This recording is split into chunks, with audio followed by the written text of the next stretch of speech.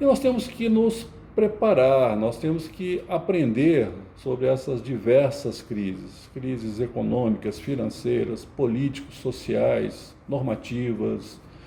Mas, em verdade, eu entendo que nós estamos vivenciando uma policrise, uma crise civilizatória, que nos leva a perceber as nossas deficiências em termos de solidariedade, a nossa intoxicação consumista, né?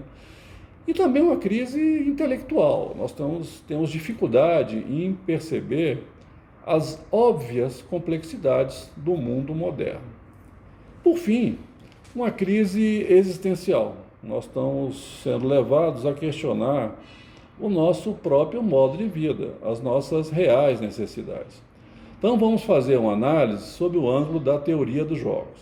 E aí é importante saber quem são os players, o que têm, né, o que oferecem e quais são os comportamentos possíveis. Tá? Então, ante a uma crise, nós temos que perceber a causa, né, o tamanho do problema, os possíveis cenários e as possíveis soluções. E aí nós temos que tratar sobre a inteligência organizacional. É a capacidade de uma organização de adaptar-se, aprender, inovar, aumentar o seu conhecimento, selecionar alternativas em resposta às condições ambientais. É a inteligência presente nos sistemas, hábitos, procedimentos, processos, práticas e projetos de uma instituição. Então, nós vamos dividir em 6 observações. Primeira, a cognição organizacional, que consiste na capacidade, nas atividades de processamento, análise, síntese de informação de uma organização. São processos desenvolvidos pela organização no tocante à identificação de padrões, coleta de dados, organização de informações em bancos de dados. E aí, para quê? Para que se realize um diagnóstico, produzindo conhecimento sobre essas situações complexas. Também temos o raciocínio organizacional, que é a definição de estratégias para a prevenção e tratamento de problemas organizacionais, além da solução destes. Também é importante abordar a memória organizacional. Então, é a informação armazenada relativa à história de uma organização, que pode ser utilizada no processo decisório atual. Então, ela capacita a organização a preservar, recuperar, utilizar suas experiências, informações sobre sucessos e falhas ocorridas no passado, aprender com a própria história. E aí vem a outra vertente, que é o aprendizado organizacional. Então, refere-se à capacidade de uma organização de identificar, de armazenar conhecimentos resultantes de experiências individuais e organizacionais. E, claro, modificar o seu comportamento de acordo com os estímulos percebidos no ambiente. Comunicação organizacional é a troca de dados, informações, conhecimentos de uma organização entre os atores, entre conhecimento hospedado em máquinas, além das trocas que existem entre as organizações e seu ambiente. A comunicação, a organização, ela se diferencia pela comunicação, que a partir dessa cria a identidade organizacional. É importante trabalhar também com a ideia da contra-inteligência, que é a atividade que objetiva neutralizar as ações de inteligência ou de espionagem dos atores externos. O segmento de proteção do conhecimento, isso que a gente está falando como contra-inteligência. Então, abrange a segurança dos talentos humanos, das áreas e instalações, dos documentos e materiais, dos sistemas de informação e os sistemas de comunicação. Tá? Olha, é fundamental você perceber, é você conhecer aquilo que não está sob o seu controle. Que você conheça aquilo que está sob o seu controle. E aí, nele, foque todas as suas energias. O Daniel Goleman, ele traz duas abordagens interessantes, né? Do eu projetivo, que observa o passado, projeta o futuro, do eu experiencial, é aquele que vivencia, né? Aplica esse conhecimento no presente. E aí vamos tratar das chamadas hard skills. Hard skills são competências técnicas, né? O engenheiro tem que saber calcular, o confeiteiro tem que saber fazer bolo. Então, são competências que se aprende, né? São competências que podem ser absorvidas durante um processo de aprendizagem. E também as soft skills, né? São as competências comportamentais. E aí tem a ver com competências relacionais, com competências estratégicas, competências de trabalho.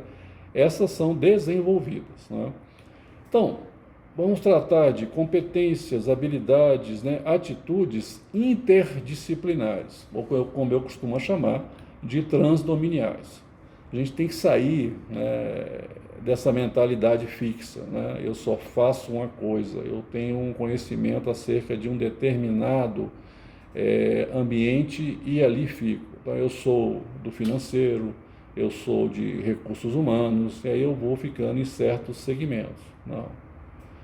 A realidade moderna traz a exigência até de uma mentalidade flexível, né? Você tem que ter essa mente mais aberta de conhecer o ambiente externo e interno, né? Nas suas mais diversas relações. E fundamentalmente, não é aquela crença, né, que você sabe, que você tem vontade de fazer, você tem que fazer, né? Então, da crença você tem que partir para a ação.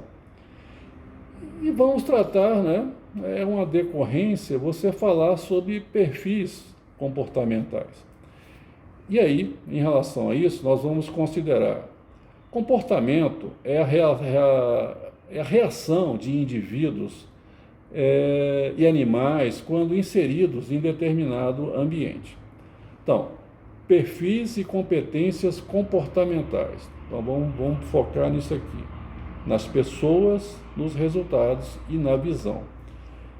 Perfis e competências comportamentais. Então, nós temos um perfil de dominância. É aquele que o foco é mais em resultado e menos em pessoas. Um perfil de influência. É pouco foco, né? Ele é desorganizado. Ele se preocupa mais com pessoas e menos com resultados. Um perfil de estabilidade, né? Ele é lento para tomar decisões. Ele se preocupa mais com pessoas e menos com resultados. E o perfil de conformidade, né? Ele também é lento, né, para tomar decisões, mas ele busca uma excelência, não é só resultados, ele busca uma excelência nos resultados, né? E aí não foca tanto em pessoas. Então nós vamos caminhar no sentido de desenvolver, de falar sobre a inteligência emocional. Nós vamos tratar sobre a autoconsciência, o que, né? A autorregulação, como, e a autodireção, né? Por quê? Então, quando você fala em inteligência emocional, é você perceber as suas emoções. Nem sempre controlar emoções, é você perceber o que você sente em determinado ambiente, em determinadas circunstâncias, e a partir dessa percepção, como você vai se comportar. Também, nós temos que analisar, não só, estamos acostumados a fazer uma consideração sobre inteligências, né? A inteligência individual, a inteligência do Einstein, do Beethoven. Mas imagine o seguinte, o ser humano é um dos mais frágeis animais, né? Como é que ele chegou a esse ponto, né, de ser a espécime dominante no mundo? Então não foi pelo conhecimento do Einstein.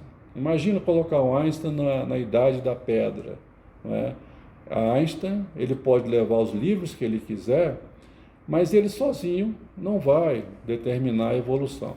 O que determina a evolução dentro de um sistema? A chamada inteligência social ou colaborativa. Então nós temos uma pessoa que quer matar um mamute para se alimentar. Certamente vai ter muitas dificuldades.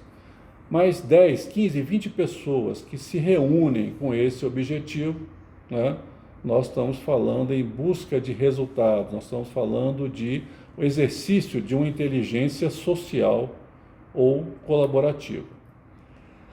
Também é inafastável, né, da própria condição humana nós formularmos julgamentos, né? Mas presta atenção nisso. Às vezes são julgamentos por preferência. Eu prefiro carne assada do que carne ao molho. Não dá para você valorar, a pessoa tem o seu próprio gosto. Mas também presta atenção, né, nos julgamentos morais. Você definir o que é certo, o que é errado. Aí você vai acabar hierarquizando esse julgamento. Então você, na posição de líder, tem que ter essa compreensão. E jamais procura não comparar a sua vida com a dos outros, né? Cada um tem a sua história. Você pode buscar na experiência dos outros experiências que te inspirem, mas não é útil, não é saudável até você buscar comparações. Então você tem que desenvolver uma autonomia intelectual, você tem que refletir por você mesmo. Você tem que escapar um pouco, né, daquela busca por aderências às suas crenças. Você só presta atenção naquilo que lhe é conveniente, né, naquilo que tem aderência às suas crenças, suas crenças. Você tem que ser mais aberto. E uma percepção óbvia: olha, o tempo é o recurso mais escasso com que lidamos, né? O tempo não se recupera, né? Então nós temos que saber o que fazer e o que não fazer. O espaço você recupera, o tempo não. Então você tem que ser inteligente, né, na utilização do tempo. Então é importante o quê? Você observar o tempo, né? Você controlar o tempo, você consolidar o tempo. Saber lidar com o tempo, né? Mas não só o tempo, né? Nós temos outros aspectos que merecem, né, mensuração. Afinal, o que não pode ser medido não pode ser mensurado. Não nos oferece possibilidade de avaliação e decisão. Olha, nós queremos, ao fim e ao cabo, que as pessoas não façam o possível. Eu faço o que eu posso, eu faço o meu possível. Não. Nós queremos que as pessoas façam o melhor. Não? Então, o melhor, ele não comporta a escala. Ótimo, bom, regular, ruim. Melhoria é uma atitude. Então, medíocre é aquele que faz o possível quando poderia fazer o melhor. Então, liderança, né? Liderança é influenciar pessoas, não é autoritarismo. Também é delegar, né? Mas não delargar. Você não larga de mão, né, a condução dessa organização. Afinal, você está a liderá-la, né? Então, liderança não é mandar. Liderança é direcionar, é orientar. Então, nós temos dois modelos básicos de liderança. Nós temos uma liderança dissonante, né? Marcada pelo aquele distanciamento emocional, né? Aquela pessoa que usa o medo como estratégia de defesa. Ele utiliza de motivos extrínsecos, né, para indicar o caminho, e aí motivos extrínsecos você pode pensar em dinheiro, em benefícios. Na verdade, essa liderança dissonante, ela gera desconfiança. Mas também temos a liderança ressonante. Aí vem a questão da empatia, né, de você perceber o outro. Não é você se colocar na posição do outro. Se você se coloca na posição do outro, você está tomando a sua própria posição. É você sentir que o outro é o outro, né? Afinal, você é o outro para o outro, né? Eu sou o que você não é, você é o que eu não sou. Então, essa percepção de empatia, ela é fundamental, é uma característica importantíssima no líder ressonante, né? Então, o líder ressonante, ele agrega, né? Ele utiliza motivos intrínsecos. Aí você entenda como exemplo, propósito, garra da equipe, né? Esse engajamento, né? Ele consegue adaptar, ele consegue conjugar os desafios à competência, nem mais que leva ao desânimo, nem menos que leva a essa desatenção, essa sensação que não vale muito a pena. Qual é a consequência desse líder? Confiança. Tá? Ele realmente, você entende que ele conduz bem a organização. O importante nessa liderança ressonante é o clima que é criado na organização, a cultura, o ambiente organizacional, que ele é marcado pelo respeito, pela confiança. E é lógico que os resultados surgem de uma maneira natural, há um engajamento, há um comprometimento, né, naqueles resultados. Então vamos perceber o seguinte nessa liderança, né? Primeiro, o líder tem que ter autoconhecimento, o reconhecimento, né, das próprias limitações comportamentais, né? Ele tem que se conhecer, né? A motivação da equipe é outra noção que tem que se trabalhar em termos de liderança. Então, aquela questão, você tem que trabalhar com recompensas, salários, benefícios, elogios públicos, né? O feedback positivo. Até lembro uma expressão do Walt Disney, né? Ele diz o seguinte: flagre o seu liderado fazendo coisas boas. Então, isso é muito importante nessa motivação da equipe, como eu já falei, a noção do propósito, do engajamento. Que a coisa natural na relação entre pessoas é a empatia, mas também a transferência. Todo ser humano impacta no outro ser humano. E o líder, ele tem que perceber o perfil alinhado, né? A pessoa certa no lugar certo. Então ele vai trabalhar para elevar a competência da equipe. Então a teoria dos desafios, né? De elevar o grau. Você normalmente produz num grau 7. Ao líder, aquele que chega perto de você e fala: vamos elevar, vamos chegar no 8, vamos chegar no 9, você é capaz, né? Ele estimula o desenvolvimento. Ele faz uma espécie de um plano de desenvolvimento individual, chamado PDI. E aquele líder que dá um feedback, né? Agora, é um feedback positivo, né, quando as pessoas fazem coisas produtivas, positivas, né, em prol da organização. E quando assim não fazem, ele vai dar um feedback de desenvolvimento. Como se pode aperfeiçoar, como se pode fazer melhor da próxima vez. E ele vai adotar, vamos dizer assim, competências, estratégias vencedoras. Mais ou menos assim, em 3 níveis, né? O que bom que está acontecendo, que mal, não fomos muito bem. E o que tal? Por que a gente não faz desta maneira? O líder, ele vai estimular a inovação e a criatividade. Ele vai promover o autodesenvolvimento. O autodesenvolvimento.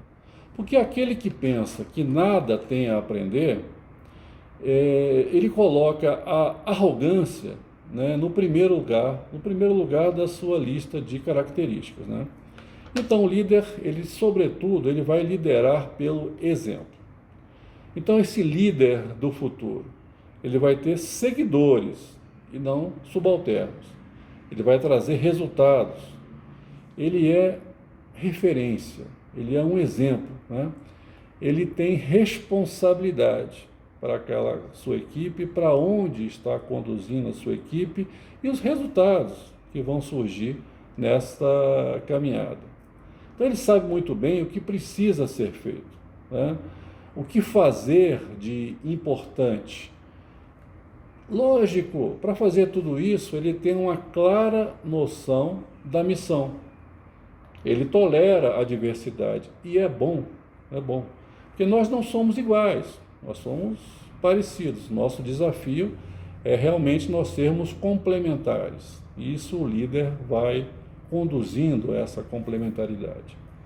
Então ele não tem medo da capacidade da equipe, né? Ele quer que cada um da equipe se desenvolva da melhor forma possível. Então é o desenvolvimento individual e o desenvolvimento da equipe.